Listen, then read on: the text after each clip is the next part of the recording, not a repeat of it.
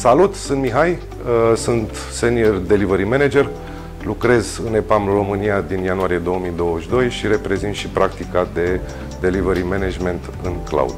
Cum pot liderii să devină lideri, cum poate o persoană să modeleze sau să creeze o cultură. Lucrând în acest timp în EPAM, am descoperit că toți putem deveni lideri și ar trebui să facem acest lucru. EPAM nu numai încurajează acest lucru, dar și îl susține prin programe de mentoring și coaching, care împreună contribuie la un viitor mai inclusiv pentru toți. În EPAM nu doar creăm liderii de mâine prin serviciile și produsele IT pe care le dezvoltăm pentru clienții noștri, dar îi și modelăm pentru a deveni mai puternici. Viziunea noastră de growth ne ajută să creăm lucruri extraordinare și în același timp să inovăm constant.